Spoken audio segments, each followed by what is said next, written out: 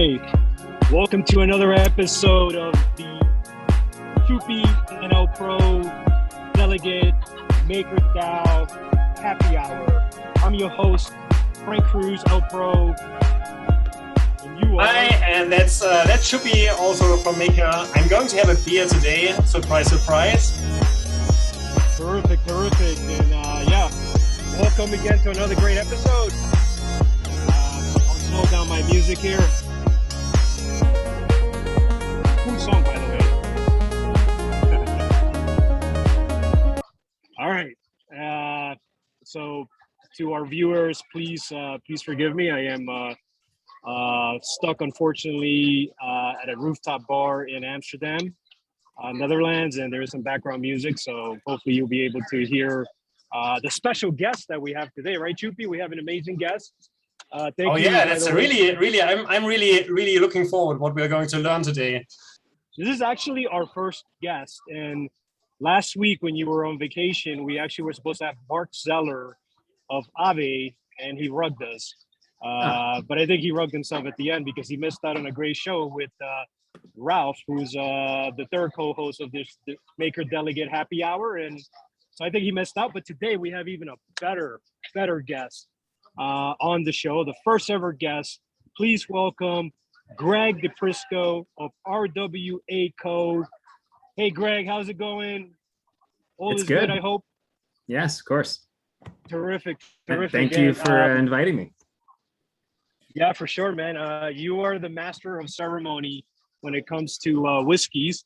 So today I'm going to be doing a tasting with you of whiskey. Unfortunately, Schuppi, you're a beer guy. So what are you tasting today? So I'm going to have So thanks. That's a Erdinger.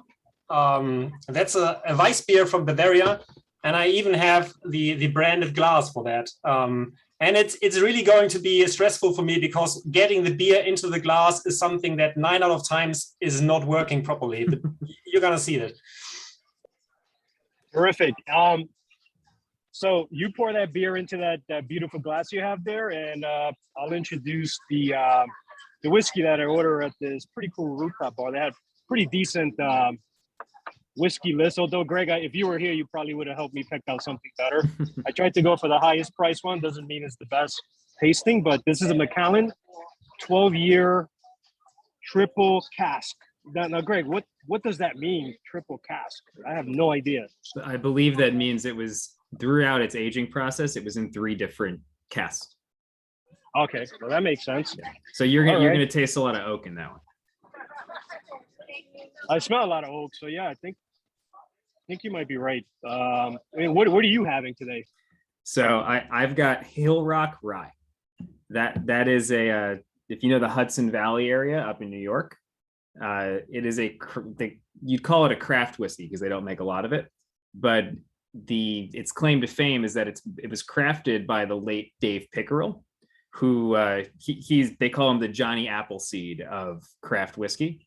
His name got put on the map because he was the master distiller at Maker's Mark for 14 years. And he took that experience. Yes.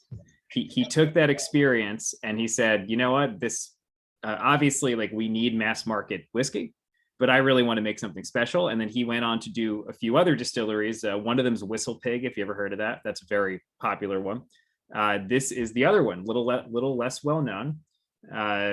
It's a rye. He generally makes pure ryes, and it is a lot less sweet than Whistle Pig. Whistle Pig, really, they char the oak. They make it very vanilla-like. This is just, this is what you would associate with classic American rye. It's sharp, it's dry. I like it. Oh my God, I'm getting jealous right now because you're drinking American rye. I'm in Europe, closer to Scotland, and this is all I could get was a Mcallen. Yeah, I mean, just by judging by the color, Greg's stuff looks a lot better. But, and you said it's Johnny Appleseed. Is that the nickname of the distiller, or no? Yeah, so Dave Pickerel, they call him the Johnny Appleseed of craft whiskey because after his career at Maker's Mark, he went all over the place crafting these new whiskeys for these small distilleries. But by the way, Schuppi, most whiskey coloring is a scam. I don't know if you know that. Oh, really? So, Oh, that's when whiskey comes out of the barrel, it looks maybe like an off yellow, like almost clear. Generally, they add coloring to it to make it more appealing to the consumer. Oh, okay. So coming from the perspective of we have strict laws on beer, that sounds pretty disturbing. Yeah. No. They all do it. Even the number one Scotch producers, they all color their whiskey. It's unfortunate. So are you saying, because you have a beautiful color in there, either that or my camera is awful, but this doesn't look as beautiful as yours. I'd guess this has a little bit of artificial color. I don't know. I mean, it could be from the barrel. Like American whiskeys are generally aged in fresh oak barrels, so that will impart a little more color. Like, you know, if you're drinking a Scotch is never aged in a new barrel. It's always aged in a used barrel. Normally, it's a used bourbon barrel, but sometimes it's a used port barrel, and like that'll determine the flavor of the whiskey, but it's never as strong as an American one because Americans use new barrels. They char them right there. So that imparts a lot of color. An American whiskey will almost always have more of a natural color to it than a Scotch whiskey. But Scotch whiskey really shouldn't have any color. It's almost clear when it comes out of the barrel. We're getting a lesson in whiskey and Scotch here. Schuppi, what do you think about that? Yeah. So my take on whiskey is I always enjoy whiskey drinking with somebody who is really into whiskey, because when I drink whiskey at home, this is why I never have whiskey at home. It doesn't taste like anything. But I guess one or two times a year, I have the pleasure of really drinking whiskey with somebody who actually who's saying, hey, that's great stuff. You should try it. And then it's great. But I don't have that at home. But I think getting into whiskey might be one of my bigger regrets, because now I can't enjoy shitty whiskey. So now anytime I go out, I go to a bar and I'm like, oh, that's all they have.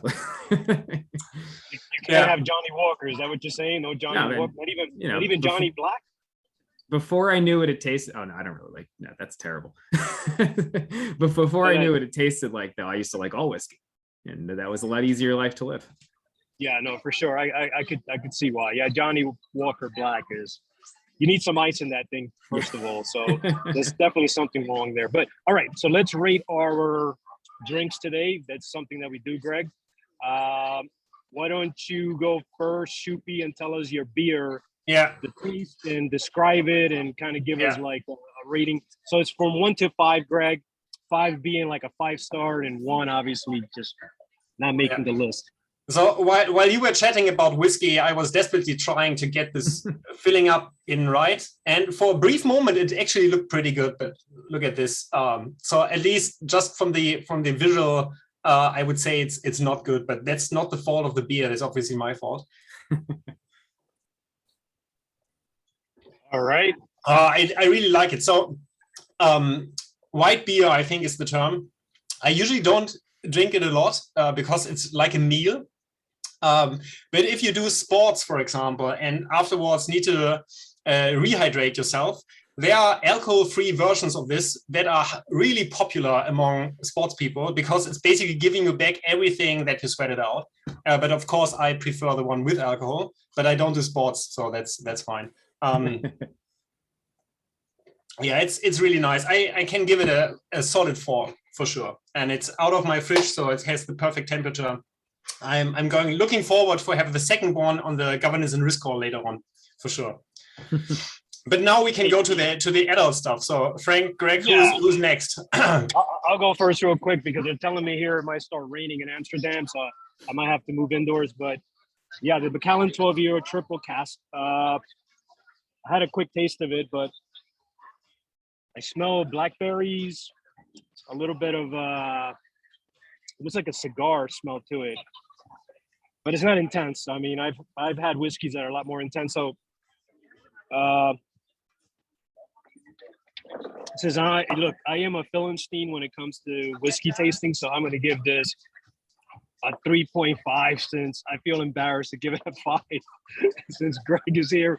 So Greg, why don't we let you teach us how to taste a whiskey, how to smell it, how to taste it? Frank, Mcallen's a great whiskey. That's most people would give that a 5. I should tell you guys how I got into whiskey in the first place, because I actually I always liked whiskey, but I wasn't really obsessed with it until I guess like maybe March of 2020. So obviously that coincides with COVID. In February 2020, I went to Scotland with my wife on a trip, and I brought back like 6 or 7 bottles of scotch for people to hand out to friends and family and stuff. And then COVID happened and I got locked down. So naturally, I drank all the scotch. So you weren't even able to hand out all those gifts. Oh, great. Yeah. So I over the course of the pandemic had those 6 or 7 bottles of scotch, really more towards the beginning of the pandemic than the end. And that got me into it. And then I just started going on Drizzly, if you guys know what that is. And I was ordering a different bottle every weekend because I'm like, all right, what am I going to try now? I can't go out. So yeah, that's how I got into whiskey in the first place. Oh, and then Black Thursday happened. That also upped my. Yeah, that doesn't help, right? Yeah. All right. So Greg, the big, one more time, give me the name of the New York, Yep. and it's a New York rye scotch. Is that right? Or am I saying No, that so wrong? it's called Hill Rock Rye. It is a distillery in Hudson Valley, New York, and it's pure rye whiskey, crafted by Dave Pickerel, who is he was the put his name on the map at Maker's Mark. I will give it a 4. It's not the best rye I ever had. I would say that because it doesn't have the bite you look for in a normal rye. Rye is very sharp in your mouth. It is good for this time. It's 11:30 in the morning for me, so this is the perfect breakfast whiskey because it's very light. Cheers to that, man. Cheers. Thank you for joining us, by the way, and cheers. Yeah, sorry about that. Wow, this is nice, actually. You're right. But let's get into it. I want to start by, first of all, introducing RWA Co, but also the first deal that you brought to the MakerDAO community, which is Huntington Valley Bank Corp, which I believe is a subsidiary of Huntington Valley Bank Corporation. No, Huntington Valley. You take over after It's that. the opposite. Bank Corp, I think, is the high-level publicly traded company, and then the bank itself is a subsidiary. Got it. Okay. I believe. And yeah, I believe so too. So Huntington Valley Bank, from what I was looking up, is a community bank that I did know, located in the suburban Philadelphia area, and they provide consumer and commercial lending. And I believe they did something like they exceed 500 million in assets under management. I could be wrong about that, but we're not going to get into specifics. I'll correct it on the video on the show notes if that's not the case. But let's get to it. Why don't you explain to us, the onboarding of this collateral type, which we call in the community HVB, and how it works with MakerDAO, and I guess the second part of the question of once you explain what exactly is the collateral type is, how is this going to help HVB and their overall business when it comes to commercial lending? Maybe you could get a little bit into that. Yeah. So I guess should probably introduce RWA Co itself first, right? Yeah, that would be great. Cool. Yeah. So just a little background. I guess most people watching this will know I used to work at the Maker Foundation. I was the head of business development. And at the time, I spent probably the last year or two that I worked at Maker really focusing on how to deliver our real world assets into the protocol. And at that time, while I was still there, I was working with Matt from 6S, trying to figure things out. I was working with Centrifuge, really just brainstorming and trying to figure out what this even theoretically could look like. When the foundation wound down, I thought that was a great opportunity to take what I'd learned over the past couple of years and start a company that would help people access the community. Most people's first reaction when I told them that was like, well, what are you even going to do? Like they can just go to the forums themselves. And whenever I heard that, I would just burst out laughing because anyone who's ever been to the Maker forums knows that is actually harder than doing most normal business activities. So I'm like, no, you don't get it. Like, that is what I'm going to do. I'm going to help them navigate this chaos so they can actually get what they want. Huntington Valley Bank was my second client. First, well, actually, so 6S is a client, but they obviously predate RWA Co. Once RWA Co was fully launched, my first client was going to be a film financier. And I still think these guys are awesome. Like, they have one of the most amazing track records and incredibly high profit margins. And they were really gung-ho about Maker, but I just couldn't get it through the political apparatus.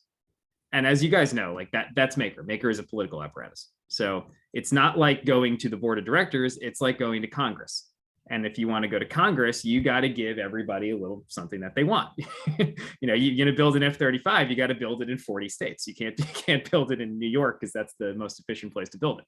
So after that proposal failed, I went back to the drawing board and I'm like, okay, obviously there's too much politics here to do anything that's pushing the envelope. Because the reason I liked the film financiers, because they were going to bring the highest revenues to Maker. Like for the risk that was being taken, they take very little risk and they make huge net interest margins. And they had a very good reason to coming to Makers because banks don't really understand what they do.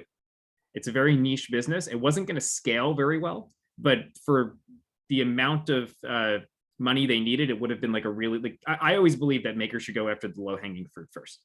It's like, we're still at a relatively small scale.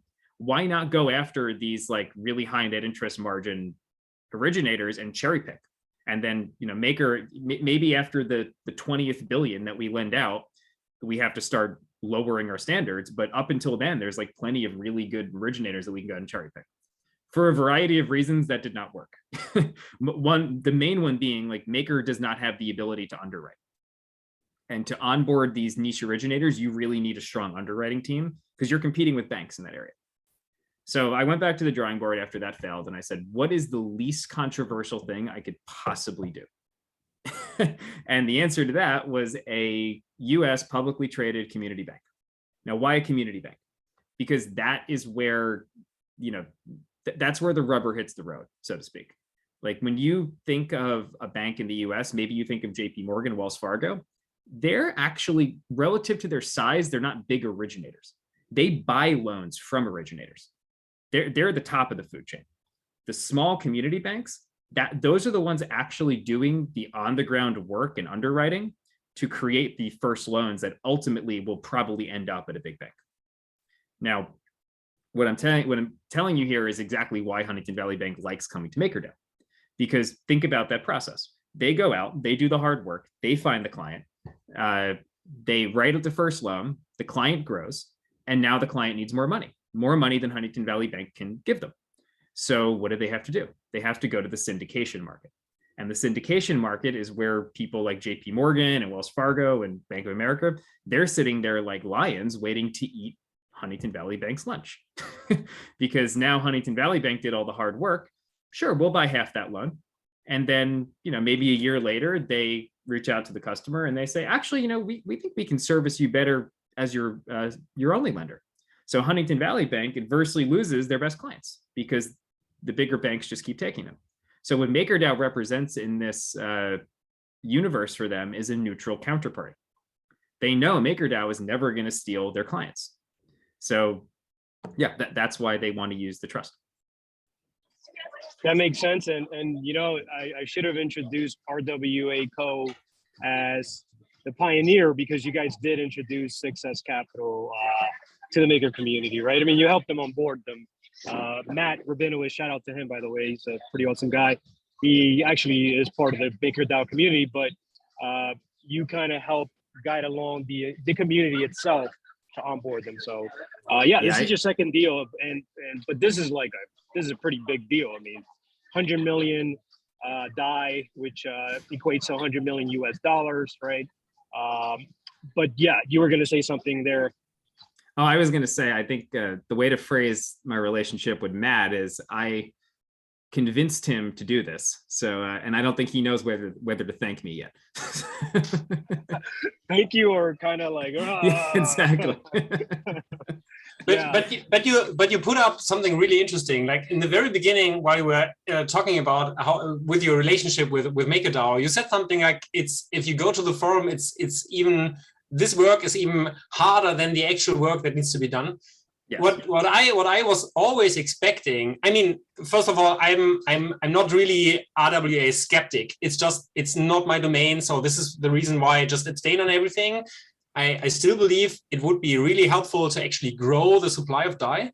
But it's not my domain, so this is why I abstain. But my whole line of thinking was always that we actually need a team that has the domain knowledge to help people like you to actually navigate through all this stuff. And you said something very interesting, like you really like this film mystery thing. I can recall that from the forum. I actually don't know why it failed. Yeah, I no idea. You probably know better. Well, it passed. It just never got onboarded. Yeah. Okay. So, well, but that's even worse, right? So if it passed, then there should be some kind of involvement by the people on the payroll that we have on this RWA team, together with the client that basically did the proposal that passed. And what I really would like to understand is, how does it actually feel from your perspective, or probably from anybody else's perspective? Probably the centrifuge is probably having a pretty same way of thinking. But right now we're talking with you. How does it actually feel from your perspective to interact with the DAO? And I'm not talking about the forum, because the forum, you never know if this is a dog or somebody who has really skin in the game. But really the workforce, or the machine that we have running right now, paid by the protocol, essentially, how does it actually feel to interact there? What are the things that you like? What are the things that you think we should fix on the long term, or probably aren't even fixable? That would be interesting as well. I don't know. The underwriting thing is probably something that, I don't know, can we even fix this without having, I don't know, some kind of off-chain thing that really is there? Should we even fix it? That's the better question. Yeah, so that's also, I mean, this is part of the whole arranger concept. But I mean, right now, from the situation we have now, I would really like to know what have been your experiences there, and what would you like to get us improved? Yeah, well, so I'll start with what I like.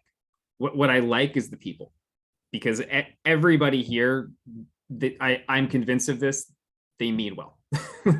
Like everybody wants to see Maker succeed. Where that starts to break down is that nobody agrees what it looks like once Maker succeeds, or what it means for Maker to succeed. And couple that with politics and a general lack of accountability, because it's a DAO, and everything just turns into a quagmire. Like it's I'd say I like the people and nothing else, because there's just nothing in my mind. There's nothing redeemable about the system. Like we need to change the way governance works. It doesn't function. But is it really a question about governance, or is it really more a question about accountability? Because I mean, maybe this is super naive, but I would say from the accountability side, we actually have core units that are tasked and should have the sufficient mandates to actually deal with organizations like your company, for example. Maybe yeah. I'm missing something, but but I mean, so I guess I should use more specific terms. Accountability is relative, right? Let's use a comparison. So recently, the U.S. Treasury sanctioned Tornado Cash. The U.S. Treasury is not Congress. They are accountable to Congress, but they are not accountable to the people.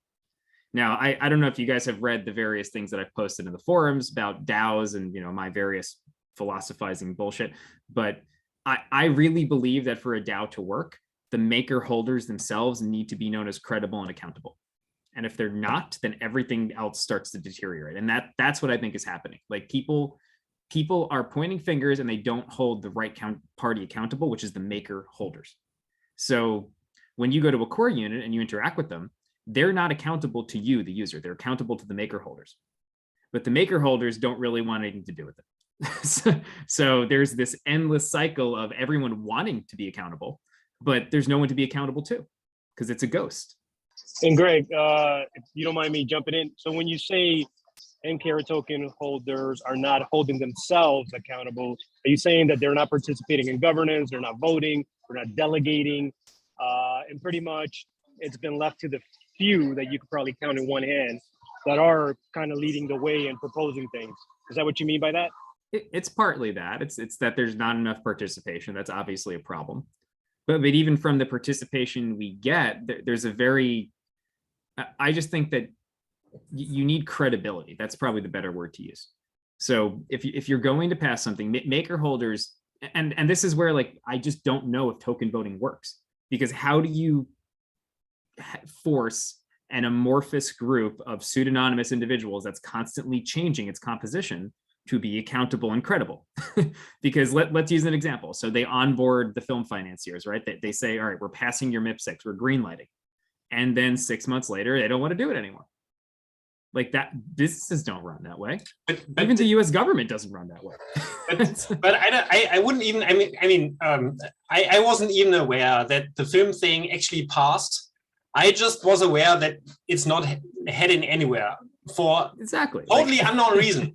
But I wouldn't even say that MKR holders switched their mind. I don't think so. I don't know. Isn't it more about, okay, it passed, but it didn't pass good enough to actually get traction? I mean, but that's the point. Like there's no clarity in what passing even means. Like maker holders can't let this ambiguity exist. It's actually their apathy that's causing all the problems. Like if you're apathetic enough not to care whether your users understand what your decisions mean, no one's going to use your system. Okay, but I mean,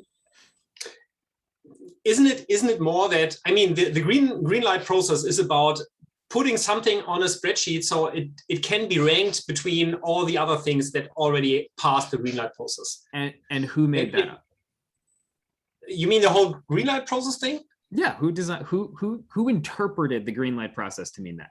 I mean, right now, I don't know who made it up. I think it's some ancient thing that, I don't know, it appeared a couple. It just emerged out of nowhere. I believe if I could take my, I'm not an OG like you, Greg, but I'm a veteran, right?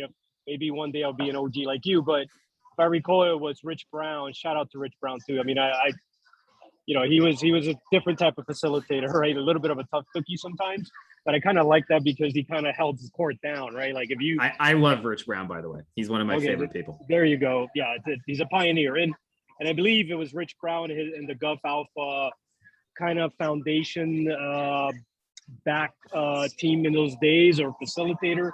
I don't know what we called him back then, but it might have been him and a few others that instituted the there's a B here, sorry, instituted the green lighting process. But I want to move on. No, Frank, I'm not saying there's anything wrong with green lighting. I'm saying that the problem is there's no clarity in what it actually means. So you get greenlit, and then what? Okay, that's now left up to the interpretation of the core units.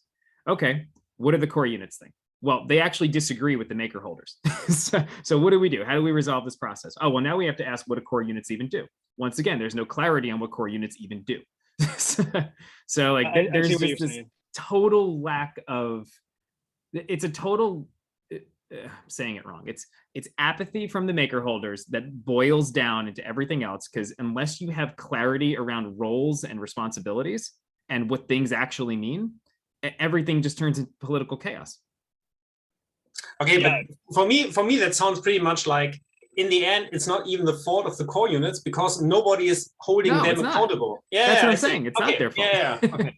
Great. Like, so if you're a member of a core unit, I would say almost every member of every core unit has a different idea of what core units as a concept are supposed to be. What happened? That was a crazy audio. Sorry, am I back? Possibly. No, it wasn't your fault, Greg. Sorry. No, it was probably Schuppi's mic. Just blame it on Schuppi. Yeah, maybe. I mute myself.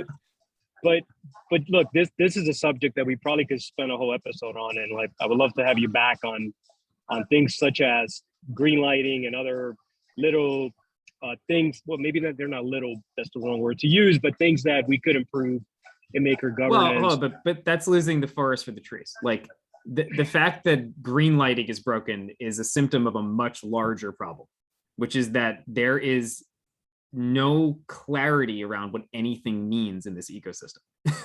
So like what I was saying before the mic incident is every member of a core unit has a different idea of what the concept of a core unit even is. If you work at a company, you have no doubt in your mind what your unit in that company does. You know its mandate, you know its bounds, you know its reach, Like we just don't have that. And that what that manifests as is this lack of accountability. Because who you as a core unit member, who are you accountable to? Okay, I'm accountable to my facilitator. As facilitator, who are you accountable to? I'm accountable to the maker holders. What do the maker holders want? Well, we don't know. I mean, actually, I want to counter that, because I think that the facilitator does have a clear mandate based on the core unit proposal that got greenlit again, right? So there is a clear mandate, there's a clear budget, and he should be, or she should be, the person actually making sure that every IC in this organization knows the boundaries and the mandate of the thing. I think the deficit here is that right now, nobody is actually asking, hey, we have this, to come back to this example. Hey, we just greenlit this film industry thing. What's going on with that? I mean, on what position is it on the spreadsheet? And okay, that's a good reason why you're not working on that, but nobody's actually even asking this question. Isn't that the whole problem right now? No, I don't think that's the problem, because I think maker holders have a very good reason not to onboard them. Like the reasons I've heard personally are good. They made sense to me, and that's why I dropped it. Because I'm like, all right, this is not the direction the DAO should go. But yeah, but then they should have not voted for greenlighting it, right? Yeah, that's my point. Because and the problem there is that nobody has a common definition or understanding of what greenlighting is. Let's use a more controversial example. Should core units have discretion? Should have what? Sorry, no discretion. Discretion. Should a core unit be able to say, no, I'm not doing that without being offboarded? I mean, to a certain extent, they can always do that, because there is no automatism in getting offboarded. But if you do that too many times, then of course you get offboarded. If you stretch your mandate and not follow the general directions given by MK holders, then of course you are going to face offboarding at some point of time. Yeah, but I'm trying to separate the can and the should. So, in your opinion, should a core unit ever go against the will of maker holders? Actually, no. I guarantee you most core units don't agree with that.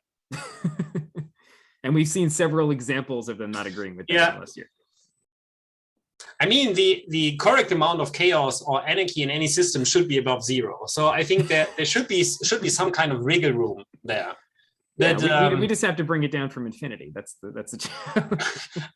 Yeah, I don't know if we're closer to 0 or infinity, to be honest. I think that's actually a hard question to answer. But that's my point. Like, and it's not the core unit's fault, because it's never actually been clarified to the core units by the maker holders.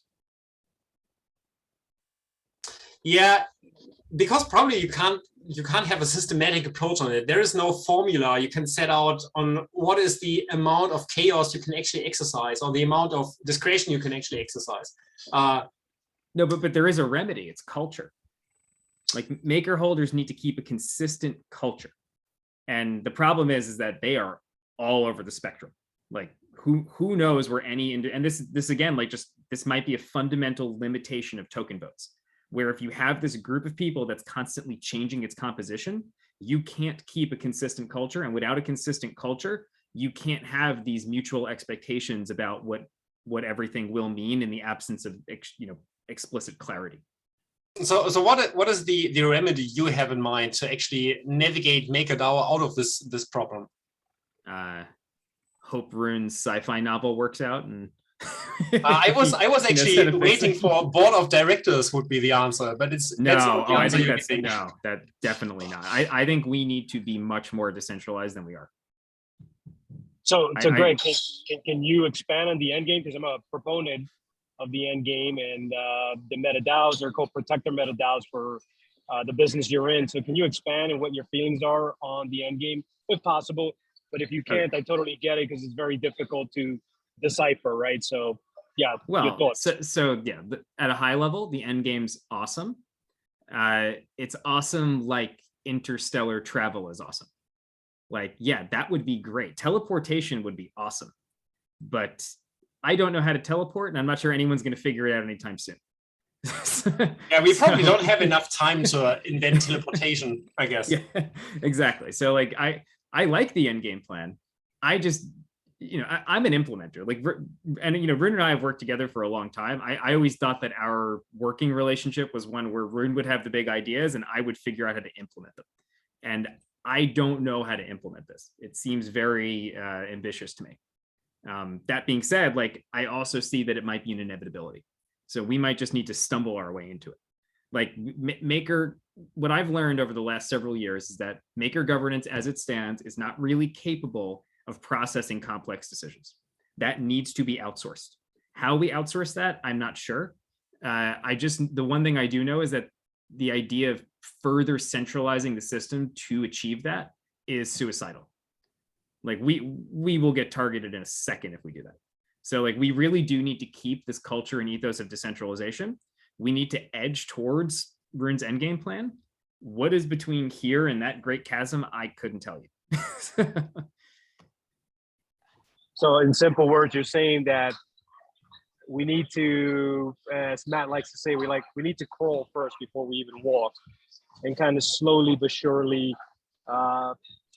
possibly, move towards that path, but not necessarily rush to get to it. And I think Arun described it today on the Endgame Discord channel that it is something that's going to be voted on over and over again, right? So MKR token holders are going to have a say in every single component of it.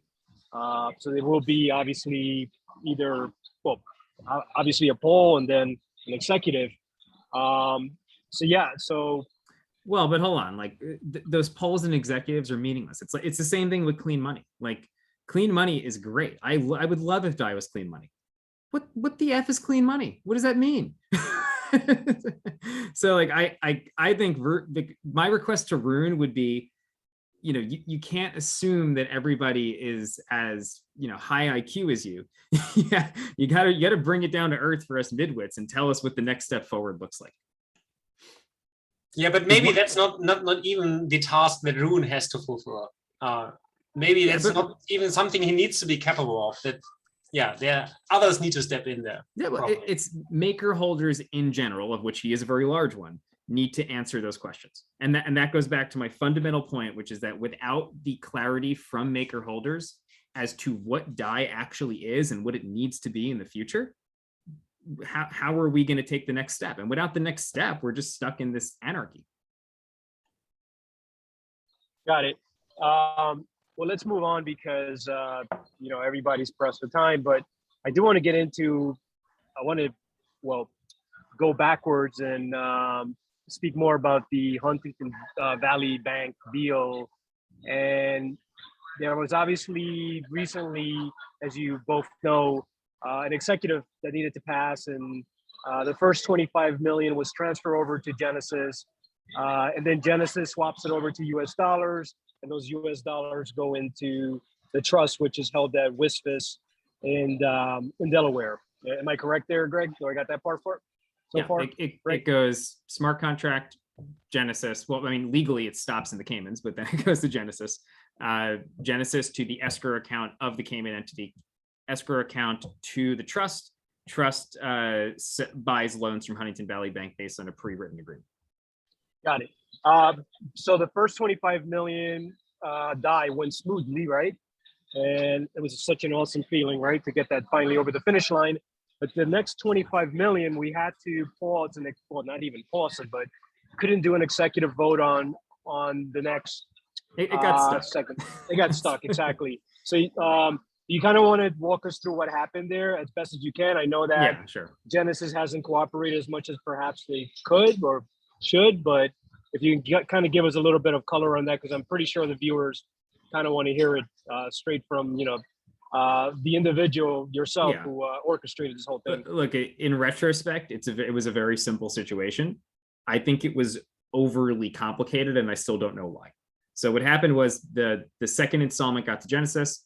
For some reason, it got flagged by their compliance team. It didn't get flagged the first time. We could speculate till the end of time about why that happened, but it did.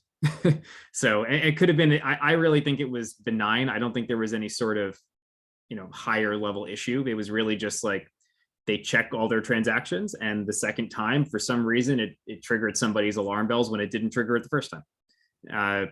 So it gets sent up the ladder, goes to their chief compliance officer, and he's like, look, not good enough. We need more information about this entity. And we have all the information about the entity. The entity has a very clean and clear source of funds. It's coming from freshly minted DAI. I mean, the only place you're getting cleaner money than that is from the US Treasury, or the hypothetical outcome of the endgame plan. But the point is, so like they know where the source of funds is. So we're like, what's the issue? We need to understand the beneficial ownership of this entity. Okay, what are you missing? And that's where communication just wasn't moving forward. So for some reason, they didn't want to tell us what they were missing. So we had to keep guessing what they wanted to see until we got it right. And eventually we got it right. but yeah, I mean, why they did that, I don't know. But that was the issue. That's how they played it. We countered it with just being really diligent and aggressive, and we got it done. Yeah, and the whole thing is untangled now, right? Yes, it's all done. It's all fixed. It is. Congratulations. Yeah. And hopefully the delegates that watch this will vote on the next one, and we'll get that 25.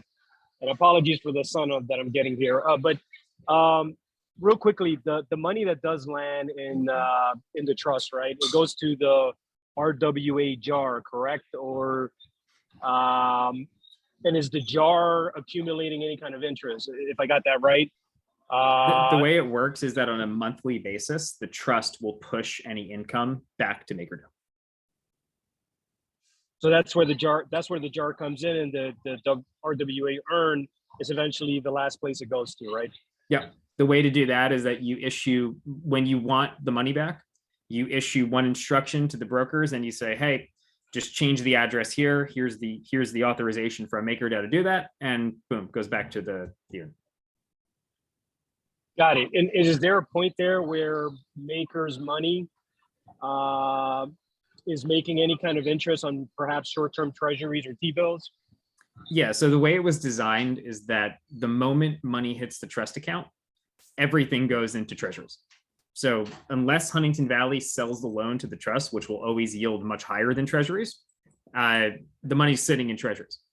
So it's, in my mind, it's a very good solution where you can, babies here, you can put a bunch of money into it, and yeah. Hey, so would it be possible to automate this one day where it would be easy for any MIP 67, MIP 6 applicant, RWA applicant, or any arranger to have this automated where it's, a system where it doesn't become so complex that every single brand new RWA arranger or borrower that comes into the MakerDAO community doesn't have to kind of play a guessing game? Is there a possibility that this could be automated one day? Which part? So like the whole structure you're saying? The whole structure that... Yeah, we did that. So what RWA Co did was we open sourced every document associated with this deal. Keep in mind, this is hundreds of thousands of dollars of legal work that we put into the community. So anybody is free to go use those documents again. The trust that we established was for the benefit of MakerDAO.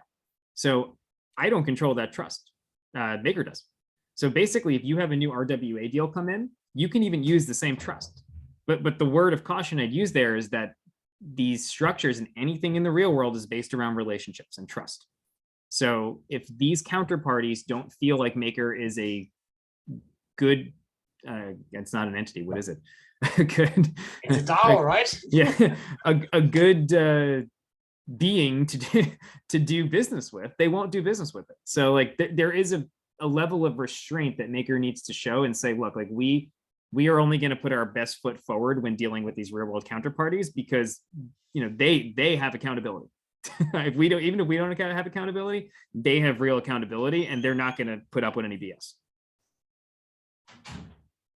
Got it. And I would imagine the next 25 and eventually the final 25 will eventually happen in the near term. What are some of the deals that RWA Co is working on that you can tell the community about? We're not, unfortunately. So after HVB, I've put everything else on hold. I think the community has some soul searching to do.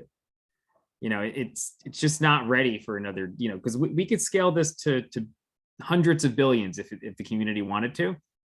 I just don't feel like everyone's ready for that. So what I intend to do is kind of take a back observer seat now, see how things shake out. You know, I don't even know myself what the right vision for DAI is. But once that vision emerges from the current chaos, if that vision includes more bank deals, I'm here to do them. If it includes more 6S deals, I'm here to do them. Like, you know, our RWA Co is ready and waiting, but we're not going to run into a brick wall 100 times. let's let the community take down that brick wall, show us the path, and then we're there to fill the void if they want us to. Yeah, well said and understandable. I mean, Schuppi, what do you think about that? Do you think that? Well, it's actually what I was expecting, and I'm disappointed but not surprised. But I think those are perfect closing words actually for this session. So I think that should teach us a bit. I think so. Greg, thank you very much from giving insights on how this whole thing operates from the outside. This non-accountable thingy that nobody understands. Yeah, and Greg, you know, we would love to have you back because, you know, we barely spent maybe 50 minutes talking about all of this, and there's so much more to talk. You had an interesting tweet, by the way, on Chainlink, which is related to the Tornado Cash sanctions, which I actually loved, and I wanted to talk about that. But if you quickly want to say something about that, yeah, go ahead. About Chainlink could possibly also be sanctioned, and then what would happen to all those price oracles? Well, I'll just say decentralization matters. If you don't think it does, you're in for a rude awakening. That's the best way to put it right there, right? And to end it in a positive note, and also end it on a note that we all believe in, which is decentralization. By the way, they told me it was going to rain, and they guaranteed it. And right now the sun is shining like crazy. So I don't know about Dutch people predicting the weather. So yeah, I think they just always predict rain. For sure, well, for sure. Guys, I never need too much of an excuse to drink whiskey at 11 in the morning. So you just let me know when you want to do it again. Yeah, let's do it again. I think we could fill up another hour easily. Yeah, for sure, for sure. And so look, thank you, Greg. Any last words you want to say, or I think you pretty much have said the future of RWA near term is obviously waiting on MakerDAO and the MKR token owners. But anything else you want to add to that? I guess just, you know, if anybody, we all get very passionate in the forums, right? I just want everyone to know that, like, I really do believe in this project and the vision, and I'm here for the right reasons. So, you know, I'm here to work together with everybody, as long as everybody's here to work together too. That's awesome. Schuppi, any last parting words before we go? No, I'm just going to mess it up. So thank you, Greg. I really enjoyed this conversation with you. Looking forward for the next one. Maybe this time you can maybe give me a hit what I need to buy on whiskey wine. So.